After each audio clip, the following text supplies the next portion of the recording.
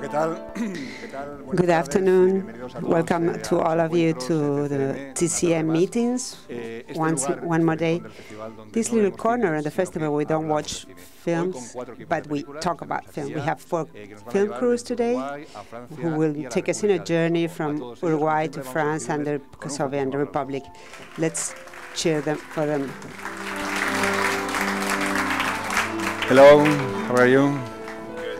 Hi. Welcome. Thank you. Welcome. It's a pleasure for us having you here. La verdad es que es un placer especial. It's a special pleasure to have our first film crew today, a film that it's called in English called November. And it's a special pleasure because the first time that we have from the Kosovo Republic in the history of the festival. So congratulations for being the Kosovo film pioneers here in San Sebastian. The film is presented in the new director section, and we are here with İsmet Sijarin, excuse my pronunciation. He's director and screenwriter, actor Kushrim Hosna, producer Fatmir Spaniu, and director of photography Svjedice Castrati. Welcome to all of you. Thank you for coming. İsmet, the film, is located in a crucial recent history in Kosovo. That's the background. The moment where the Yugoslavia canceled the autonomy, and the social and human changes were really dramatic. Why did you decide to locate this your film in this particular historical moment? First of all, thank you for having us here. We are very privileged to be in this show as well as in San Sebastian Film Festival. We do appreciate the festival for giving us a great chance and opportunity to share our story with this great audience. Recently back home in our country, they were producing a lot of films for the war and after the war, and none of the artists were taking care about the period of time when we had very difficulties to survive. And then the beginning of 90s until 1998, it was totally apartheid in Kosovo. Like media doesn't know that. Because even we don't speak about that part, these 8 years that were such complicated, and we didn't know how we existed during that period of time. Even that is not in the history. So we wanted to bring out facts so that a wide audience worldwide is not familiar with. And since they are familiar with the war and with everything else about the Kosovo, whenever you speak about Kosovo, all what they know is war. Like war, is there any war? How you live? How you survive?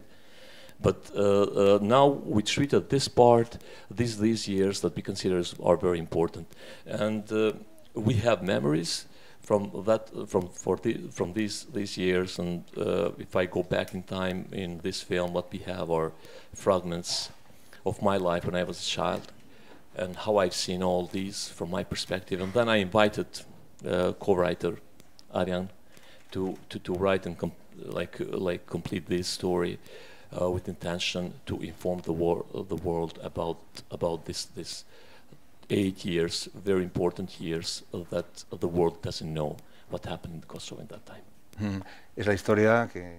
It's the history with the main actor, Kostrim, a man who faces a dilemma where the autonomy was cancelled, and all the workers were forced to sign an agreement to annexion, and those who didn't sign it, they could lose their job. So the protagonist, the absolute protagonist, for familiar reasons, he refused to sign that document, and somehow he's treated like a traitor. And he has a dilemma. He faces a dilemma. On the one hand, is being faithful to his family or being faithful to his country.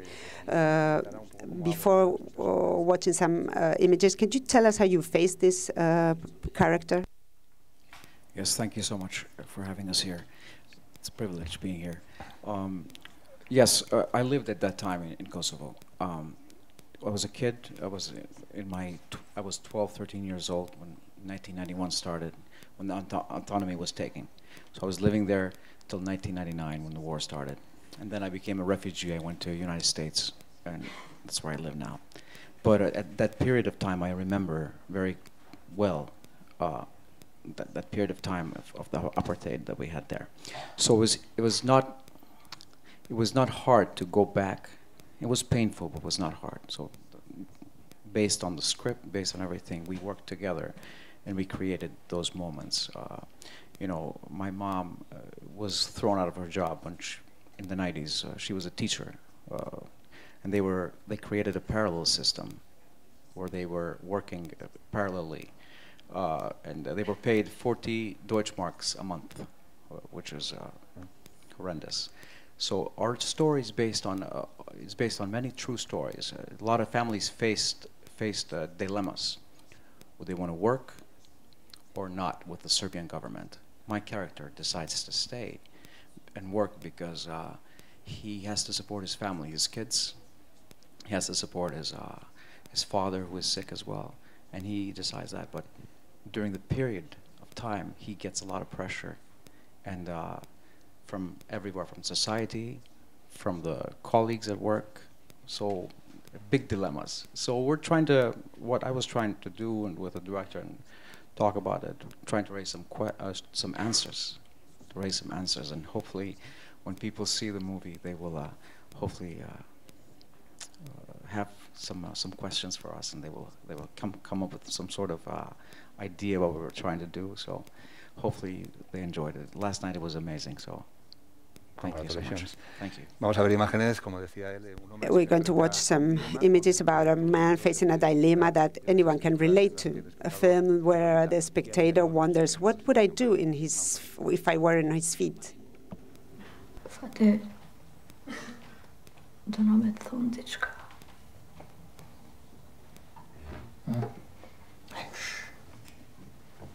Koška.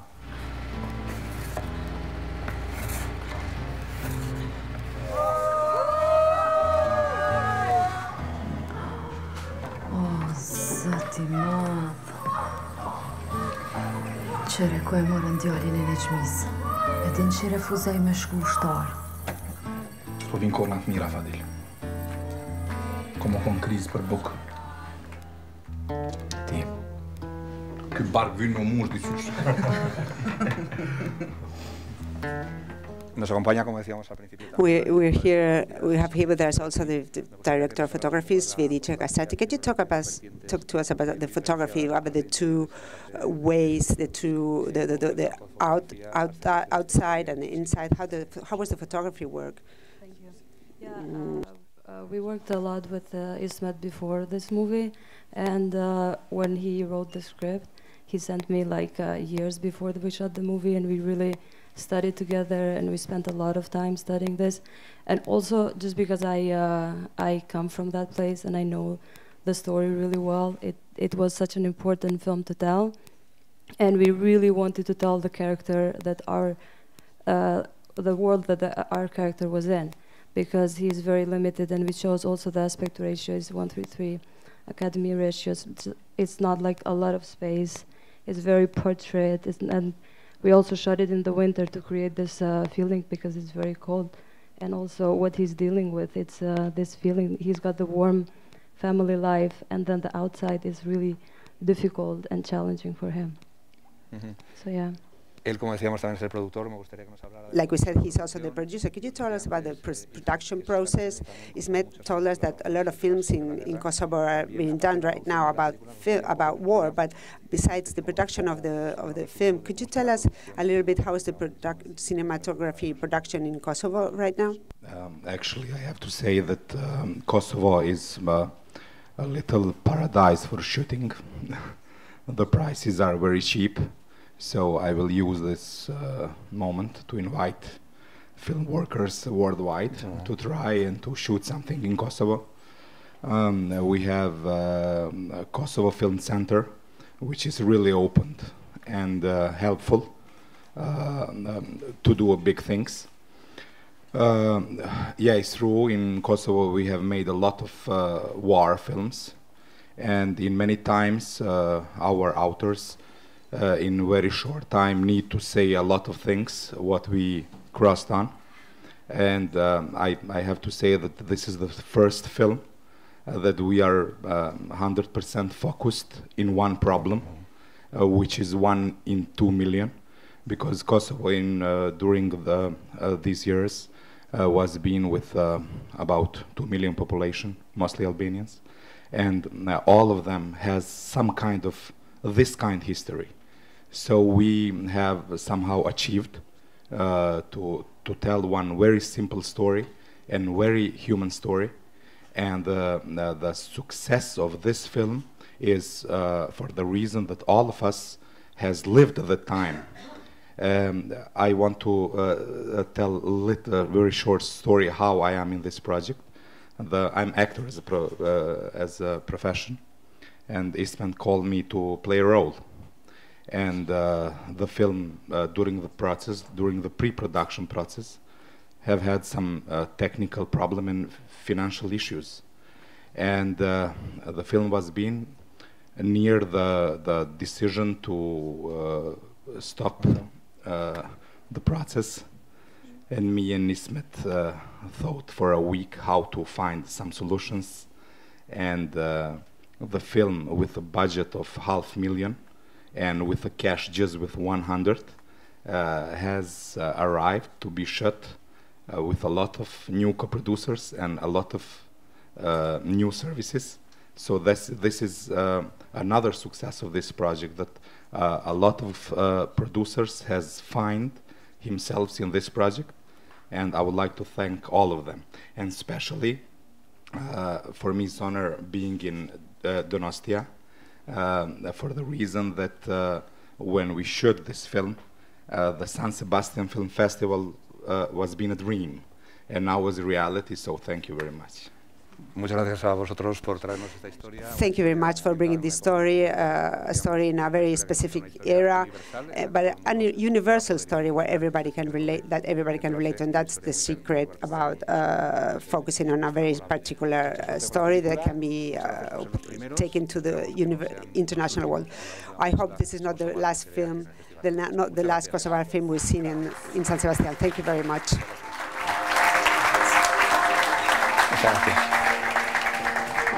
Thank you very much. Thank you. Bueno, pues well, from a team that we just met, from a crew, we'll be talking about a film director who has had a long career in San Sebastian Festival. We're here with Lucille Halilovic, a film director who's presented films in 2015 like Evolution, who won the Special Jury Award, or Innocence, who in 2004 won the New Director's Film. Welcome again. This is a re-encounter. Lucille, the producer of the film, Eva Pervolovici, is also here with us, and the sound engineer, Benoit Merin, the crew of a short film that's called De Natura. Welcome. Thank you very much for being here with us. Oui, je suis très touchée. Thank you very much. I'm really moved and so honored to be back in San Sebastian. A lot of beautiful things happened to me. So now you have a short film, a very rich short film, and it's going to give us a lot to talk about. At a certain point, I heard you define it as a poem rather than a film. Yes, it's not a narrative film. It's a film that is, in a way, improvised, and that was the challenge of the film. Improvising the images, sounds. It tells a story, but it's more it's more a poem than a narrative. It's a film that came up in an artist residency in Romania. How was the process, Eva? How was the process of creating and the surrounding where it was created? Yes, it's a residence that I've been organizing for 5 years for visual artists in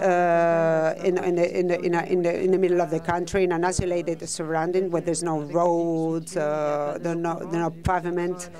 It's a very magical place, actually. And I invite to all filmmakers every year, and they have to face to the challenge of doing a film in a language they don't know, and to improvise on sceneries that they discover for the first time.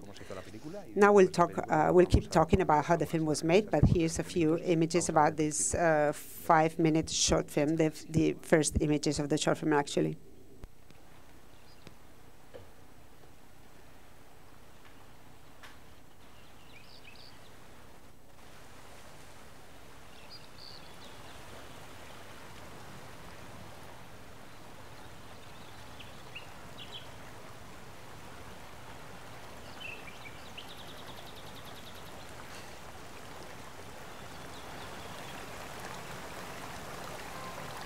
Bueno, ahí estaba el principio de la película. That's the beginning of the film, the credits. It was cut a little bit abruptly. And the kids. Why is the kids' vision? Who were these kids? Were they at the residence? Well, when you arrive in a village like this, in a town like this, the people that you can easily approach to be part of the film are the kids and the teenagers, because the adults, the grown-ups are working, or they don't really eager to be part of this kind of experience. But I've always, or almost always, done film with children, so it's quite natural for me to film them. And I came across to these two girls, two sisters, and I saw in them something very special and very strong. So I met their parents. I asked them if they were agreed. I asked both of them if they agreed to do the film. So we did the film with them in a very simple way. I discovered who they were, and now I really want to. I'm looking forward to do a feature film with them. And how was the work method? Did you go out in the countryside? Did you film, improvise, or did you have a pre-set idea of what you were doing?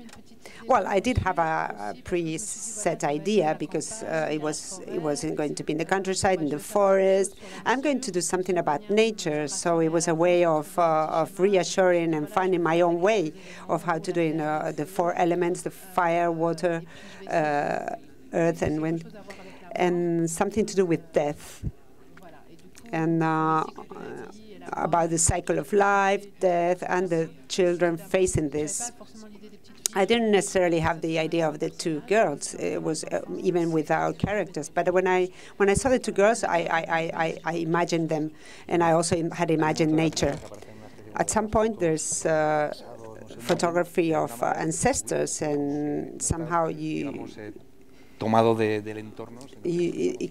like something that comes outside of the surrounding, those old photographs that you include. Yes, we were taking a stroll, and all of a sudden there's like some little medals with faces, but it's a cemetery, in fact, and it's a cemetery that is very, very, very in the middle of nature. And on the graves, there's the little faces of the dead people, and sometimes they're young people, maybe because they put their face when they're young, not at the moment of the death, but it's like how the death comes in the film. You don't know if it's the children's parents. It's not necessarily that, but it's a cemetery. The sound of nature, Benoit, is particularly important. I'd like you to speak about the way you worked on the sound within the film. Donc en fait, les directs collent forcément ou pas forcément à l'image. I worked a lot during the mixing. You can't separate the atmospheres. Like a waterfall is not necessarily a waterfall that you record, but I included all the elements, and then the mixer created a place that really corresponds to everything that you see. The images talk about themselves. There's not a lot of direct dialogue, and everything was built afterwards in post-production. The film crew, how many people did take part in the film?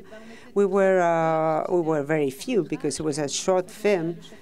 So the chief operator, Georges Kipper, he's a Romanian chief operator suggested by Eva during the residence, because there was 2 filmmakers and the residents, and he filmed for both of us, and it wasn't easy for him because it was quite of improvisation. He had to be available and go from one film to the other.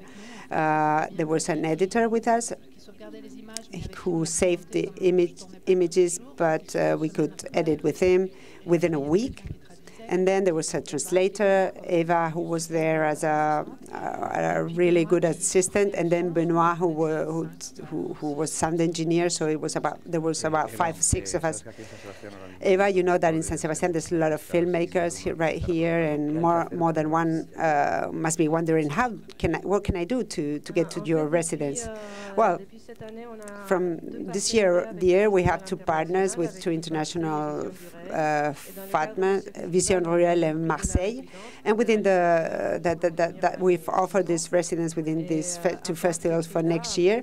And besides that, you can apply freely to test. You have to send us an email to the Fondation Culturelle Meta, and we can see your professional career and at some point invite you in 2020. So do you recommend the experience, Lucille, now that she's not listening to what we're saying? Yes, of course. Of course. I was really happy to do it. It was the first time that I did an improvising film. Improvising, it's a short film. But during a lot of times I waited for financing my films. So this time it was like I just jumped in the pool, and it was quite liberating to do a film without worrying about the consequences. If it wasn't a success, I could hide it, but it was a great success. So yes, I encourage everyone to apply, and it's a great place to be. Besides the projects, can you please tell us a little bit what you're working on, or what you're working on in the future? Well, yeah, besides this idea about this feature film with these 2 girls over there in the location, I have a project about that I'm expecting to film next year, a film in English, quite a strange film, once again, an adaptation from Brian Catling novel. We'll film. It's kind of Kafka style, and it's going to be turning in South America. Well, looking forward for this film, and we hope to have you here in any of our sections in San Sebastián in the future. Thank you very much to all 3 of you for this little poem, which is really delicious.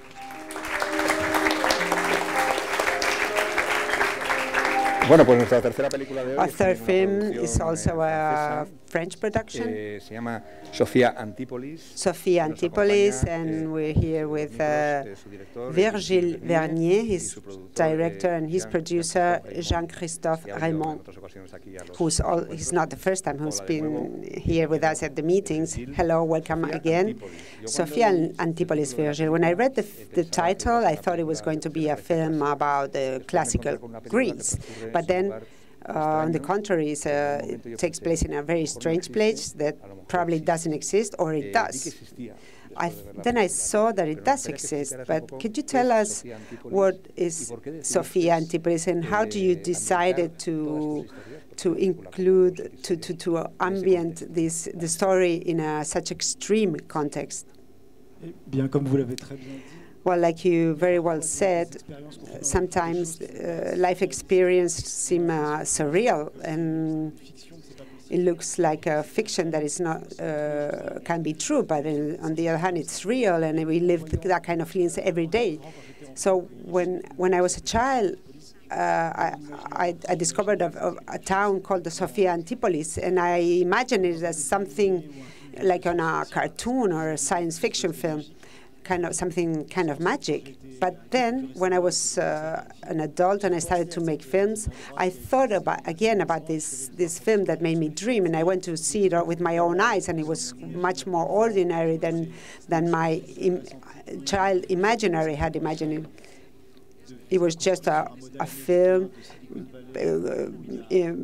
made based in Silicon Valley, full of laboratories and very, very common. But the name was fantastic, and so I kept the name to fantasize about a film. So you imagined a film full of solitary characters, and a film made through episodes. It's like 3 very differentiated episodes, which afterwards they're obviously linked, not only by their geographical location, but because of certain issues and the themes.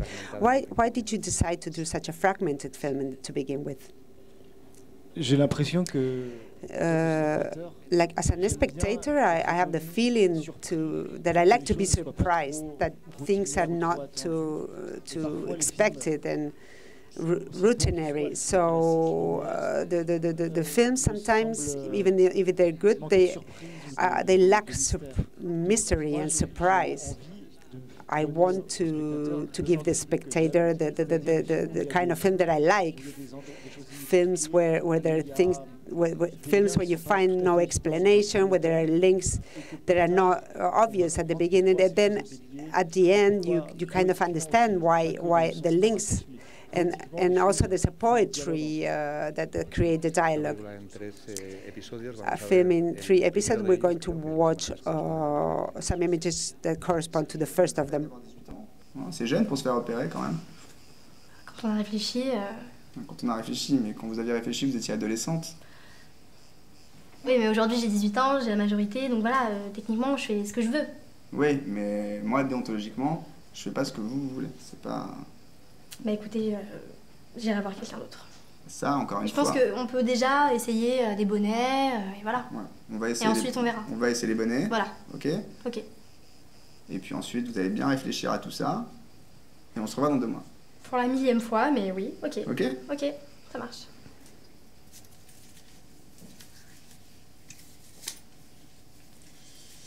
Ouais, ça c'est un peu gros.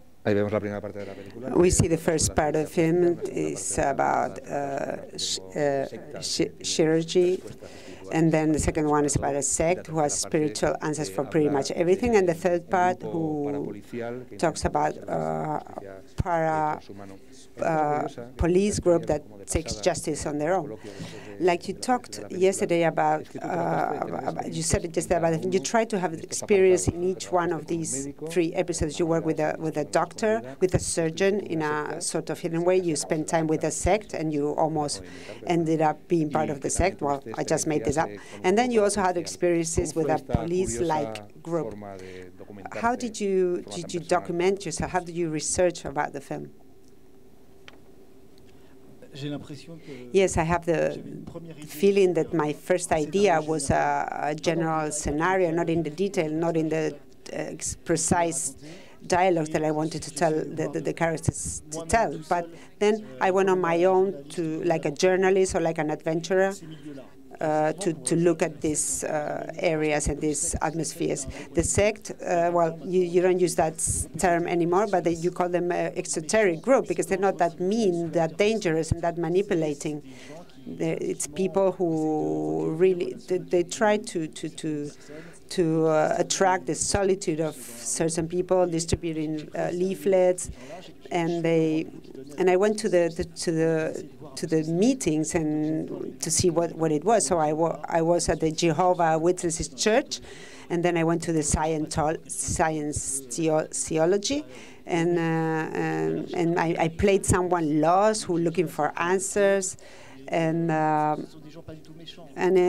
not mean people. They're strange because for some of us they're crazy and they're dreamers. But I understand. I wanted to show that I understand some people who are completely lost in the world that we live in, where everything is so confusing. Just turn towards them, and even if it's strange. And the spiritual guru, is he the real guru? Pour la petite anecdote, oui. See, yeah, it's an anecdote, but yes, he's part of the Scientology. It's a Scientology guru who agreed to play on the film. I think that is strange. I didn't know he was critical about it or he was positive about it. I said, no, it's neither of both. I want to show what you do. And we kind of remade a set, a Scientology meeting, and they hypnotized me, and I don't know how Christophe, the producing work was especially difficult to be in a film that is not a standard film. Yes, the difficulty of making a film that is divided in 3 parts and not natural actors, not professional actors. It's not easy. But it's the 5th film we make together, and he has a very particular perspective and insight. He has made his own place in the French cinema, and this place allows us to have the financing, and it's not easy, but we have a little bit of money to make things possible. It was natural actors. How was it to work with them? And it's filmed in 16 millimeters, if I'm not mistaken. Why? Why do you go back to this ancient technique? Yes, like you say, that's a beautiful thing about the film. It's magic. It's like a surgery. When the alchemists in Middle Age transform things into gold. I wanted to morph these things and to give something standard and basic, some novelty, and just elevate it, upgrade it, like Pasolini does, for instance, filming just poor people and transform them. I like this film gesture. And the professional actors, they are also very natural, spontaneous, and moving in a film. Or the non-professional. Thank you for this suggestion film. Next time I'm in that area, I'll go by Sofia Antilles to see this strange place. Thank you, and see you soon, hopefully. Bueno, pues de alguna forma, somehow, hi Federico, this has been a re-encounter rather than encounter. So we're finishing with Belmonte, a film presented yesterday or the day before yesterday in Zabaltegui's section. We have an old friend, Federico Beirog, filmmaker from Montevideo, Uruguay, and he was already here with La Vida Útil, The Useful Life, in 2010. And he also presented in the official section The Apostate. Belmonte is his new film made with a good friend of his, Gonzalo Delgado. Gonzalo is a painter, and he also been part of the artwork in one of the films. If it weren't for him, you wouldn't have done the film. Why is Gonzalo so basic, so crucial in this film? Well, first of all, I have to say that he's his inspiration that I keep following for almost 20 years, because I've known him for all this long. And I know his work, and I know the roughness of this art and what he transmits, his character that are colorful and full of life, but they're stormy, they're dark in their expressions. So the inspiration of the character of Belmonte has a lot to do with Gonzalo.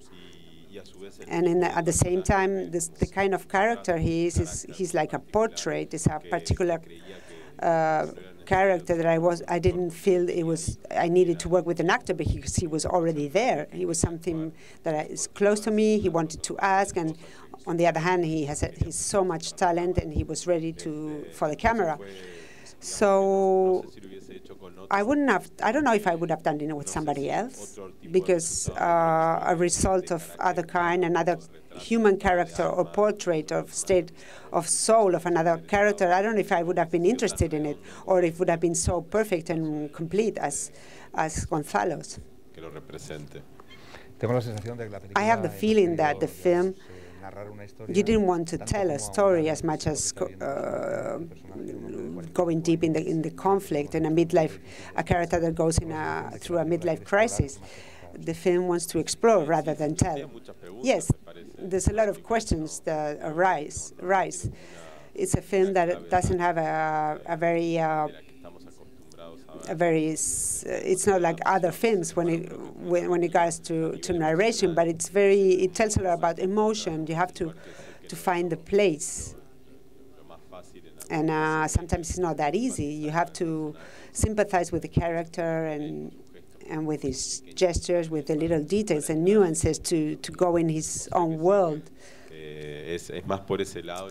So what had me worried is trying to go deep as possible in his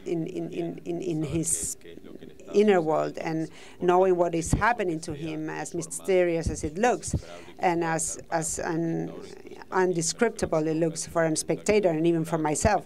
But it's a film that raises a lot of questions in the end. Gonzalo Delgado, the painter who plays Belmonte, I don't know if he's an alter ego of the director or from himself, is a man who goes through a midlife crisis because his ex-wife is going to have a child, and he's afraid of losing his daughter, to whom he's very attached. Muy interesante. Pero no está terminado, me parece. ¿No? La gente que viene al museo, gente mayor, familia. Ya no tenés 20 años, Belmonte, ¿no? Y no tengo 20 años, ¿no? Pa, ¿por qué siempre dibujas hombres desnudos? Mamá, Celeste va a tener un hermano. ¿Cómo que va a tener un hermano? Mamá, es de Jean. Te van a llamar de la imprenta por unos bocetos para el catálogo. Viejo. Javi. Marcelo. En la cámara. ¿Me lo depositas en tu cuenta? ¿Pero vendiste el auto? Bueno, una película realista, pero a realistic film, but with some humor touches, very subtle humor touches. I find it funny that the parents sell furs, and he's putting on some fox furs. Why did you choose this? I think it's very funny. Well, it has to do with the fact that the place where the character comes from. Because there's something wild, and even for the vision that we have these days about furs, which are hardly used, or they don't have a good reputation. So it's a way of showing something that has a lot of visual power. Aesthetically, is very beautiful, but at the same time, it's a dead animal. So the feeling that it provokes is kind of ambiguous, and I wanted to explore that feeling. And also the fact that Gonzalo, Belmonte, the protagonist, is a painter of. He paints human nudes a lot, and the layers and the folds are very present in his own skin. Is something that is a constant theme on the film. So it's a wild dimension, and his parents also, that are quite refined, work in a fur factory that these days, here or there, is completely out of fashion and decadent. And the girl, where did you find this wonderful girl? She's a great actress. She fills the screen and the camera. Well, that was just pure hazard when you make films. It's like when you throw a net without knowing what you're going to find or to fish, and the casting is like that. This little girl came to the casting, and it was just automatic. I immediately knew that she was a character, because we needed a girl who was intelligent and capable to face certain images, very emotional scenes. And with the father, there was a very particular character that doesn't hide his disenchantment and his bitterness with the world. So we needed a especially intelligent girl, but fresh at the same time, naive and lively. So we're very happy. And the background, Montevideo, with some really iconic places like the Solis Theater, the National Museum. Your films, they don't have a big budget, but they pay homage to Montevideo, some of your films. Yeah, maybe, well, they're filmed in Montevideo, and there's some places that I really wanted to film, especially A Window in a Museum. That is it's my favorite museum hall in the world, and I've been wanting to film it for a long time, and it's like an inspiration from other moments of the film.